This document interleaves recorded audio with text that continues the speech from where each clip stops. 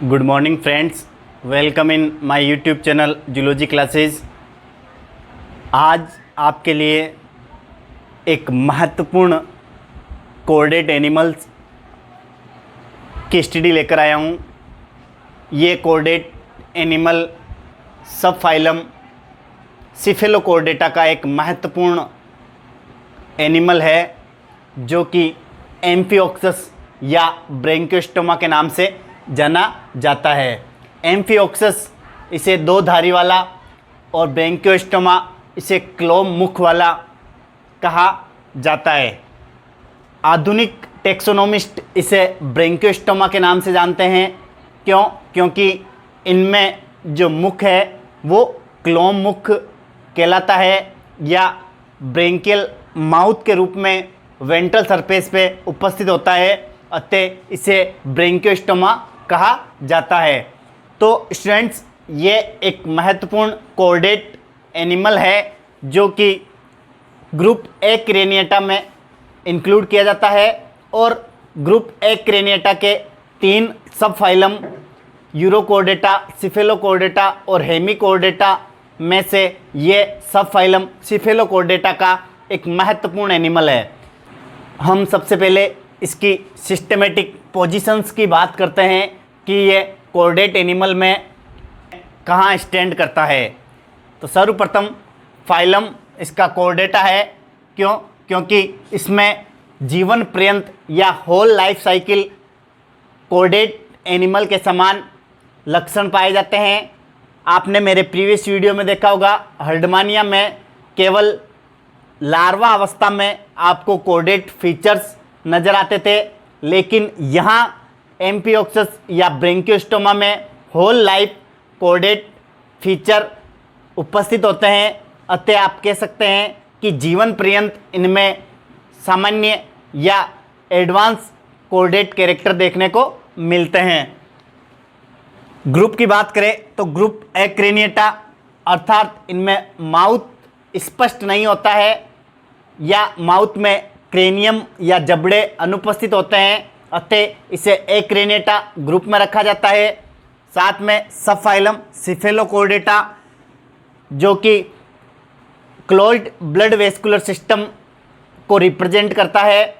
तो सिफेलोकॉर्डेटा के अंतर्गत आने वाले जंतुओं में बंद प्रकार का परिसंचरण तंत्र देखने को मिलता है।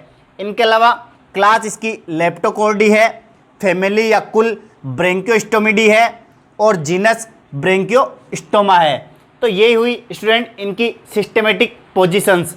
अब हम बात करते हैं इसके जियोग्राफिकल डिस्ट्रीब्यूशन की या भौगोलिक वितरण की। भौगोलिक वितरण की बात करें तो हमें सामान्यतः एम्फिओक्सस या ब्रैंकियोस्टोमा की पूरे वर्ल्ड में 9 जातियाँ या 9 स्पीसीज हमें देखने को मिलती है।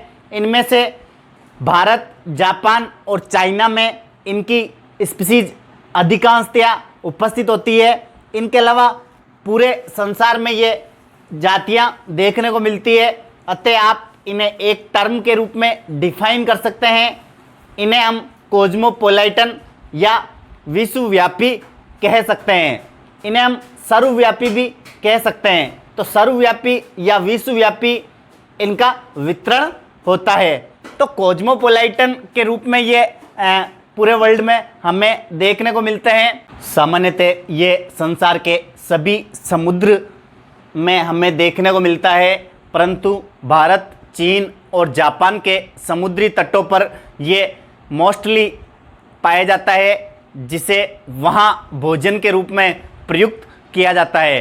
तो भारत, चीन और जापान में एम्फिओक्सस या ब्रैंकियोस्टोमा को एज ए फूड स्टफ के रूप में भी यूज में लिया जाता है। इनके अलावा भारत में पाई जाने वाली जातियों की हम बात करें तो भारत में इसकी कॉमन जातियाँ निम्न पाई जाती है, जैसे ब्रैंकियोस्टोमा इंडिकम जो भारत के हिंद महासागर में हमें देखने को मिलती है, ब्रैंकियोस्टोमा पेलेजिकम, ब्रैंकियोस्टोमा सेरेबियम और ब्रैंकियोस्टोमा लैंसियोलेटम। ये 4 ऐसी महत्वपूर्ण जातियां हैं जो भारत के हिंद महासागर में हमें देखने को मिलती है। तो आप कह सकते हो कि ये स्पेसिफिक हैबिटेट शो करती है और इंडिया के ओशियन या महासागरों में हमें देखने को मिलती है। वैसे तो इसकी 9 जातियाँ हैं। अब हम बात करते हैं स्टूडेंट्स इसकी हैबिटेट की। हैबिटेट की बात करें तो सबसे पहले ये एक्वेटिक हैबिटेट में पाए जाने वाला कोर्डेट एनिमल है, और एक्वेटिक हैबिटेट में भी ये मराइन वाटर हैबिटेट शो करता है, अर्थात ये सामान्यतः मराइन एनिमल है या समुद्री जंतु है जो कि समुद्रों के छिछले जल में पाया जाता है, सेलो वाटर में पाया जाता है, अर्थात छिछले जल में इसकी उपस्थिति देखी जाती है। सैंडी कोस्ट या जो रेतीले तटवर्ती किनारे होते हैं वहाँ इसकी उपस्थिति अधिकांशतया देखी जाती है। ब्रोइंग एनिमल है, अर्थात बिल बनाकर रहता है, और इसका जो अग्र सिरा होता है जो कि स्नाउट या रोस्ट्रम के रूप में होता है, ये स्नाउट या रोस्ट्रम रेत के बाहर निकला हुआ होता है। तो आप कह सकते हैं कि ये बिल बनाकर रहने वाले जंतु है। इनके अलावा नॉक्चूर्नल एनिमल है, अर्थात ये रात्रिचर होते हैं जो कि दिन में बिल में धसे रहते हैं और रात में ये भोज्य पदार्थों की खोज में निकलते हैं। तो ये एक तरह से सीलियरी फीडर हैं, या इनमें जो पोषण होता है ये सामान्यतः पक्षमाभी प्रकार का होता है, अर्थात सीलिया की मूवमेंट की सहायता से ये वाटर करंट जनरेट करते हैं, और इसी वाटर करंट की सहायता से ये छोटे छोटे भोज्य पदार्थों को अपने शरीर के भीतर लेते हैं। इन छोटे छोटे भोज्य पदार्थों की बात करें तो इनमें छोटे छोटे डायटम्स, फ्लैजिलेट्स और जो पेलेजिक माइक्रोब्स होते हैं या तली में जो छोटे छोटे सूक्ष्म जीव होते हैं, ये इनके भोज्य पदार्थ होते हैं। तो आप कह सकते हैं कि ये सीलियरी फीडर हैं जो पक्षमाभों के स्पंदन की सहायता से जलधारा के साथ भोज्य पदार्थों को ग्रहण करते हैं। इनके अलावा यूनिसेक्सुअल एनिमल है, अर्थात एकलिंगी जंतु है जिनमें नर और मादा जंतु स्पष्ट रूप से अलग अलग होते हैं, और गोनेड्स भी इनमें अलग अलग पाए जाते हैं। इनके अलावा इनडायरेक्ट डेवलपमेंट इनमें देखने को मिलता है, अर्थात हर्डमानिया की तरह इनमें भी लार्वावस्था उपस्थित होती है, और ये लार्वावस्था फ्री स्विमिंग होती है या स्वतंत्र रूप से तैरने वाली होती है। तो हर्डमानिया की तरह इनमें भी एक स्विमिंग लार्वा कंडीशन हमें देखने को मिलती है। फाउंड फ्री स्विमिंग लार्वा, अर्थात इनमें स्वतंत्र रूप से तैरने वाला लार्वा भी हमें देखने को मिलता है। तो स्टूडेंट्स ये हुई इसकी हैबिटेट। अब हम बात करते हैं इसके कॉमन नेम की। तो इसे एक कॉमन नेम या साधारण नाम से भी जानते हैं जिसे हम लैंसलेट कहते हैं, अर्थात लैंसलेट का मीनिंग होता है दो धारी छुरी, अर्थात ये दोनों किनारों से एक भाले के समान या धारी के समान संरचना के रूप में हमें दिखाई देता है, इसलिए इसे कॉमन नेम लैंसलेट के नाम से भी हम जानते हैं। तो एम्फिओक्सस या लैंसलेट या ब्रैंकियोस्टोमा तीनों एक ही एनिमल के नेम हैं, आपको कंफ्यूज नहीं होना है, चाहे लैंसलेट कहें, चाहे एम्फिओक्सस, चाहे ब्रैंकियोस्टोमा, तीनों ही एक ही जंतु है। तो स्टूडेंट्स कई बार 1 नंबर में ये क्वेश्चन पूछा जाता है कि लैंसलेट से किसे संबोधित किया जाता है, तो ब्रैंकियोस्टोमा को लैंसलेट कहा जाता है। अब हम बात करते हैं इसके शेप साइज की।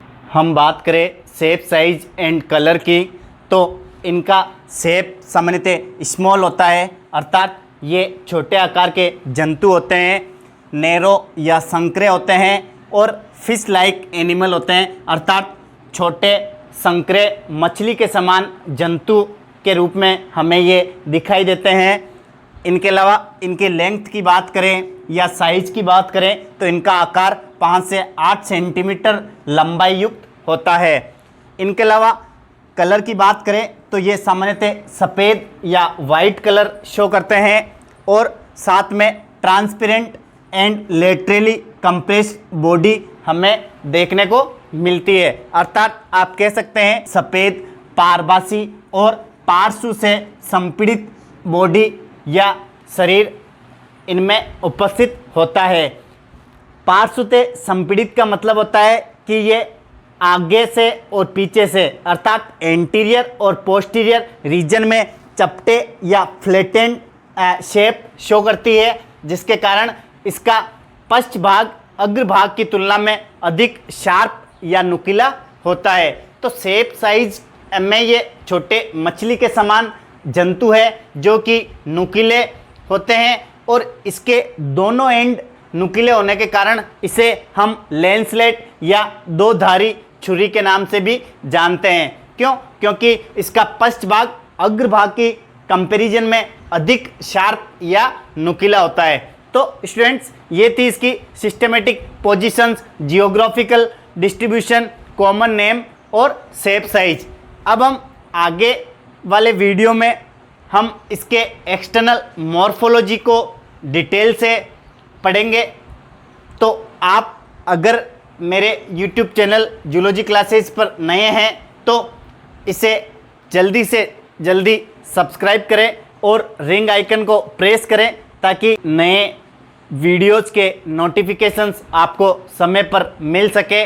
हम इस एम्फिओक्सस या ब्रोंकियोस्टोमा चैप्टर में एक्सटर्नल मॉर्फोलॉजी से लेकर विभिन्न प्रकार के सिस्टम्स जैसे digestive systems, blood vascular systems और नर्वस सिस्टम्स को डिटेल में स्टडी करेंगे। तो एम्फिओक्सस या ब्रोंकियोस्टोमा चैप्टर की मैं कंप्लीट रूप से आपको बिल्कुल सिंपल तरीके से स्टडी करवाऊंगा। इसके लिए आप मेरे YouTube चैनल पर बने रहें। धन्यवाद।